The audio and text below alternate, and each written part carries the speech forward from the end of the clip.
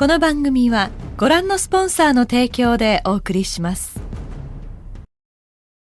大家好啊，好耐冇見啦吓，呢十幾日咧，我哋啲佛堂啦、道場咧有好多活動啦，因為薩迦達威日啦，咁啊我哋有好多共修啦，咁啊都係第一集講啦，不定期，不過都盡量都唔好咁耐。咁啊今日咧就係呢個藏歷嘅4月18，咁啊都係薩迦達威月嘅裏邊，咁啊都係祝大家啦，我希望我今次嘅旅程同埋今次我哋道場嘅法會嘅功德咧，就回向俾所有嘅聽眾啦，身體健康，事事如意，得心應手啦。咁啊，成上集啦，我哋講過就係話呢個修行嘅次第啦，咁啊，我哋首先第一樣嘢要揾上師啦，我哋揾老師啦，我哋要觀察啦，我哋觀察完跟住咧就喺觀察嘅時間裏面慢慢學習佛學啦，理解啦、道理啦，咁樣好啦。咁啊，尤其喺我哋金剛城裏邊啊，尤其秘密金剛城裏邊，我哋咧就會有個加行嘅。咁啊，先唔好講加行先，呢個屬於一啲密法嘅內容。咁啊，當然啦，有好多人好輕視呢個前行同正行嘅加行啦，即係共同嘅前行同不共嘅前行啦，咁樣咁啊，好多人都好似，尤其係香港人啦，尤其係香港人啦，太忙啦，係啦，忙到根本連呼吸都冇時間啦，咁樣就唔好提啊呢樣嘢係啦，唔好提，唔係陣間又俾人萬箭穿心話我就唔好啦。咁啊，陣間我會話俾你聽點解會咁樣話我啦。咁我哋首先啦，我哋最基礎啊，我哋3個步驟，4個方向啊，係啦。咁啊，第一個步驟我哋要搞清楚動機啊，我哋為什麼去學佛啦？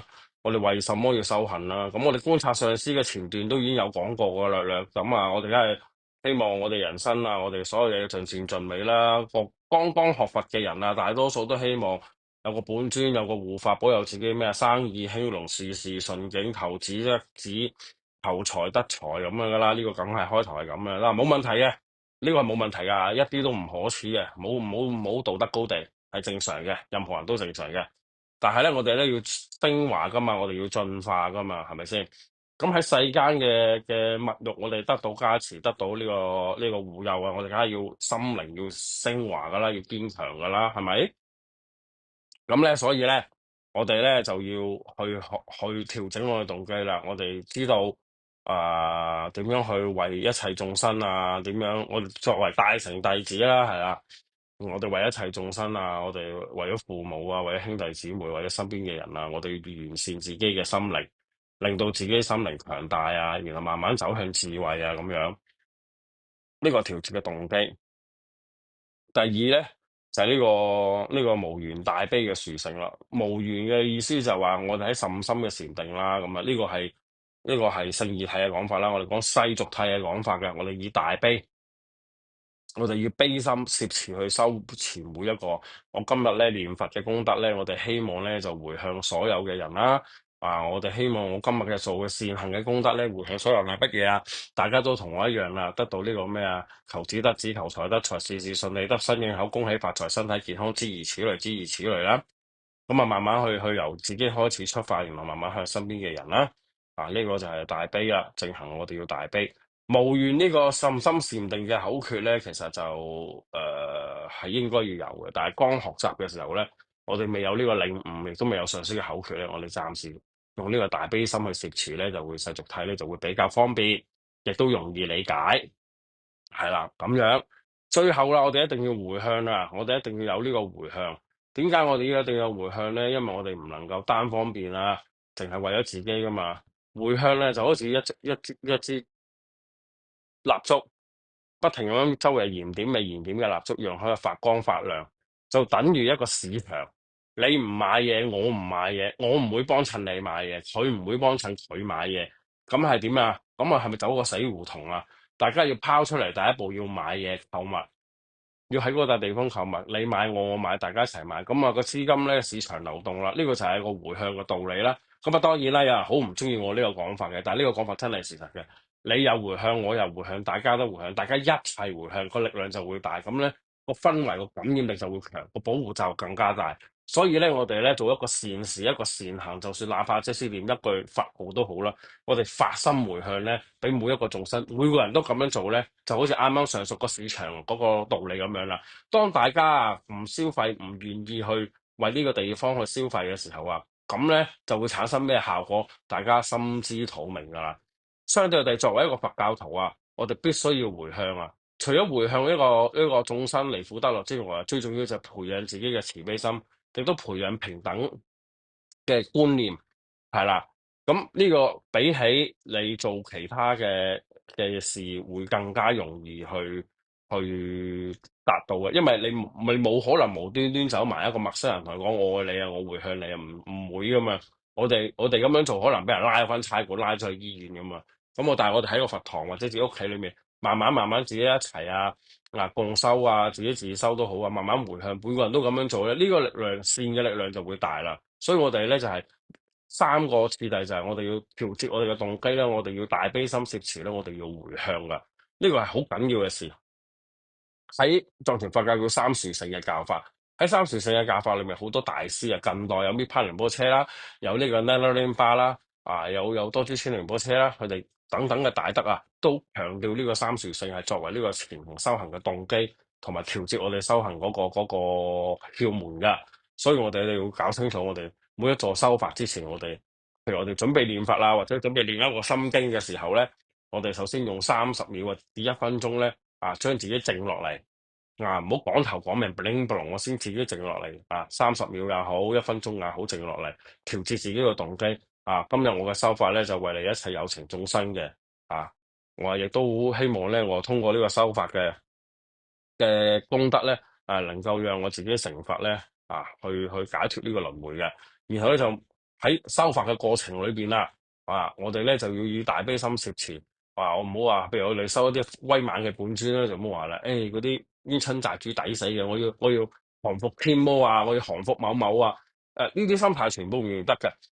我哋一定要有悲心啦。譬如我哋收一啲，譬如普巴金剛啊、馬頭明王啊嗰啲甚深嘅憤怒本尊嘅時候，我哋更加要有悲心啦。我哋嚟調服佢哋，我哋嚟降服佢哋嘅目的就係話，我哋要阻止佢行惡，唔好佢哋行差踏錯。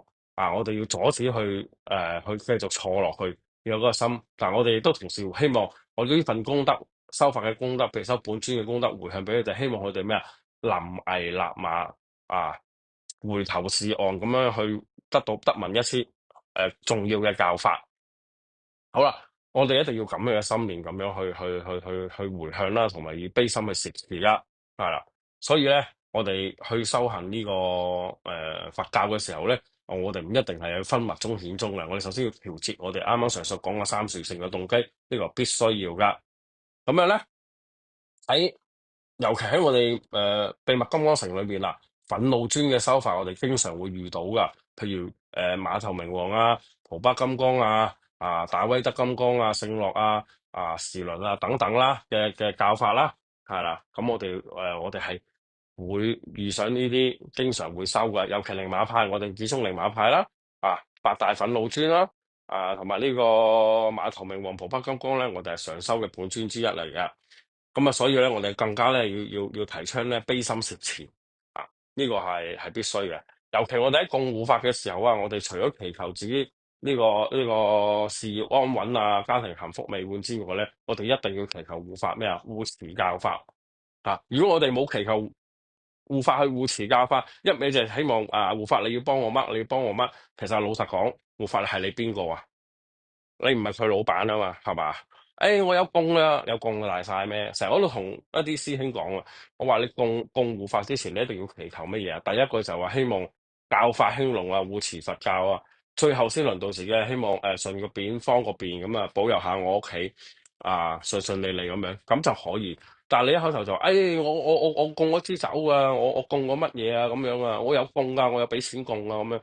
如果咁嘅心態去供護法咧，咁其實不如唔好供啦，太危險啦，係啦，唔係我交俾拉麻供噶喎，我應該得噶喎，咁樣供嗰個係拉麻供，唔係你供啊嘛，咁樣拉埋幫你供啫嘛，係啊係啊，好容易嘅啫嘛，佢收你錢，然後幫你倒個酒，然後啊得啦供咗啦，拍個照，影個相俾你，啊得啦，我幫你念咗供文啦，咁啊啊冷抽咁啊空咁樣，咁啊供啦，咁樣你自己個發心係咪動機係咪純正咧？要苦心自問噶嘛，係嘛？咁我哋呢樣嘢慢慢調節啦，嚇。咁咧，跟住咧就係、我哋必須要有四個方向啦。我第一個方向就係首先為自利先啦。我哋首先要第一個方向就係點樣升華自己咧？我哋要學佛學啦。我哋由基礎嘅三法印啊，到中觀嘅甚深嘅道理啊，我哋要慢慢學啦。啊，如果以香港人嘅質素嚟講咧，能夠好好學完一個入菩薩行論咧，其實已經係功德圓滿，非常之好噶啦。唔好遑論呢個中觀學嗰個道理係啦，咁啊略略涉獵下都還可以嘅。喺作為一個在家修行人嚟講，就應該要將呢個入菩薩行論咧完全由頭到尾咧學一篇嘅。當然啦，再學一篇更加好啦咁樣。咁啊，我哋第二個方向啊，就係咩咧？就呢個精進啦，我哋要行持啦。我哋千祈咧，作為一個初學者啊，唔好收啲太長太沉嘅儀軌。剛開始嘅時候咧，我哋收一啲短嘅、方便嘅，例如咩啊，連詩祈禱文啦，或者係一啲簡單嘅祈禱文啊，開始慢慢學習。盡量控制喺修法咧，喺30分鐘之內完成嘅，就唔好太過短。練5分鐘完成嘅，遲過走完嗰啲咧，係唔係太理想嘅。因為我同我哋嘅道場嘅所有師兄都講過好多次噶啦。你一日24小時扣除9個鐘瞓覺，唔好話10個鐘啦，9個鐘瞓覺8個鐘啦，當8個鐘啦嚇，用8去計好啦。翻工啊10個鐘、18個鐘，咁你仲有其他時間。你一日裏邊，如果你能夠抽30分鐘去真係好好咁樣去修持用15分鐘好好睇一篇嘅入菩薩行論每日睇一篇啦，一篇夠噶啦，2頁紙好冇好好咁理解2頁紙啊。其實你嘅得益係非常之大嘅。即係其實全日裏面，如果你真係用咗45分鐘去修行嘅嘛，如果咁都做唔到嘅，即係正如一啲人講話，連呼吸都太忙，都冇得呼吸啊。咁啊，你嘅人生就應該好好咁樣去究竟問點解自己忙到咁啊？係咪無事忙啊、打機忙啊、溝女忙啊、溫仔忙啊呢啲定係湊孫湊到冇咗自己啊咁樣，連嗰15分鐘、30分鐘都攞唔出嚟啊？咁呢樣嘢就即係自己評論自己係咪係一個合格嘅弟子啦。當然啦，有啲人話，唔係㗎，我翻保安啊，翻12個鐘㗎。跟住咧，我翻到屋企咧，又要照顧乜照顧乜啊，跟住瞓覺我瞓得個幾個鐘啊咁樣。咁首先你放低你嘅手機啦，然後將個手機抌落去呢個夾萬裏邊啦，咁你就一定會有半個鐘㗎啦。放心啦，你鎖住個手機半個鐘，你就一定有半個鐘㗎啦。所以呢啲咧係 bullshit 嘅，講呢啲説話嘅人咧多餘嘅。我哋相信嚟聽呢個頻道嘅朋友咧，都係質素高嘅人嚟嘅，因為質素低都聽唔落去嘅，所以就質素高嘅朋友咧係理解我講乜嘅，跟住我哋咧就第三個方向啦，我哋一定要咩啊？護持道場啦，護持教法啦，護持道場除咗得當然科水俾錢之外咧，我哋一定要共修。係啦，一定要共修，因為點解？你共修即係正如之前話齋，我哋一齊回向，個力量先會大。我哋喺個壇城面前，因為屋企咧好多原因咧，有啲人未必有壇。不過當然啦，冇壇喺屋企收到法收到，你有個碟，即係你有個有張有本書，有本法本就可以收到。不過而家好多人都用手機法本噶啦，咁樣咁都好方便。所以咧就呢個唔係一個大問題。但係如果喺個道場個根本道場嗰度，一齊向護法聖眾三根本啦去祈求回向咧，力量係會大，事半功倍。所以一定要咩咧？護持道場一定係除咗出錢，更加要出力，就出力係咩咧？就係話一定要翻嚟共修啦，一定要一齊共修。因為初學者唔共修嘅話咧，1-2個月咧就散噶啦，冇噶啦，跟住就唔想噶啦，跟住係嫌麻煩噶啦，係啦。咁剛開始嘅時候咧，就好似雄心壯志，之後咧就好似滑鐵盧咁樣，好似個股市咁樣希望下個禮拜跌啦嚇，咁一路咁跌落去咁樣，咁就好難上翻去嘅，係啦。所以咧，我要4個方向，就要護持道場，一定要去翻道場共修啦咁樣。最後一個方向我哋一定要咩啊？尊師重道呢個樣嘢就真係好緊要啦，因為我喺香港咧，其實都唔係好見得到有啲人對善知識嘅尊師重道啊。尤其一啲在家人說法啦，好以前我哋葉文義老師在世嘅時候，我哋都好尊敬佢啊。咁仲有其他李永新啊嗰啲，即係我個年代都有去聽佢講嘅，我哋都好尊敬嘅。而家反而嗰啲誒，即係比較年輕一代咧，即係覺得對講經說法嘅人咧都冇乜尊師重道啊。咁啊真係好可惜啦。可能時代唔同咗啦，對老師呢個概念啊，對師傅呢個概念咧就係、我都係平等嘅，大家都平等嘅咁樣。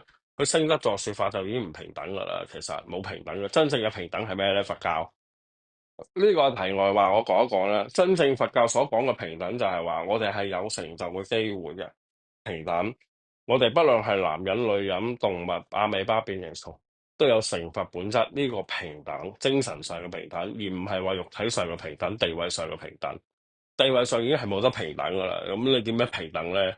佢係你師傅，佢係你善知識，永遠都係高你一級嘅。永遠都係高力，係咪值得尊重嘅？所以咧就希望就係話第四個方向就話要尊師重道。咁啊三個方向，三個步驟，四個方向，大家一定要好好去理解我所講嘅乜嘢。尊師重道有個最大嘅福報係咩咧？就係當你對一個善知識譬如去一個顧問去在家人定出家人啦，我哋叫善知識啦咁樣。佢講經說法都好啊，我哋去觀察佢，我哋去睇佢嘅時候，我哋可以吸收佢唔同嘅見解啊，或者唔同嘅道理，佢都係有因於你嘅發生嘅成長噶。我哋喺隨心裏面有一個讚歎啊，或者一個即係唔好話隨喜功德，當然係有啊，最好啦咁樣。你隨心讚歎啊，利用佢嘅智慧咁樣去改變一啲嘢啊，或者自己改變一啲嘢。當然呢個一定係善知識啦，唔係嗰啲佛法外道啦，咁樣唔係心靈雞湯毒藥嗰啲咁嘅嘢啦。咁對自己嘅裨益係好大嘅。係啊，我哋嘅福報亦都會慢慢有呢個心嘅話，我哋嘅福報會慢慢，我哋會招來咩貴人嘅。如果真係懂得尊師重道，我哋係會招貴人嘅。呢個係華氏法裏邊有講啊。呢個你哋可以抄翻藏文嗰啲開示咁樣啦。咁我唔講啦，你哋揾啲藏文叻過我嘅人去問啦咁樣。咁咧，前後講啦，我哋好多法會啦，咁樣我哋都走一趟去台灣啦。我哋咧今次咧就會有兩場嘅法會。香港的弟子、香港的信徒、香港人有福了。希望咧就通過呢兩個法會咧，喺7月份咧就希望讓大家咩福德圓滿福德圓滿。我哋會禮請兩個上師喇嘛啦，嚟香港咧主持咩咧長壽財運歐召嘅法會。呢個係蓮花生大士嘅財神法嘅回供嚟嘅。因為我哋就比較少搞灌頂啊，因為都有風險，都唔敢亂嚟，係啦。但係咧現施財神嘅法咧非常之有效嘅。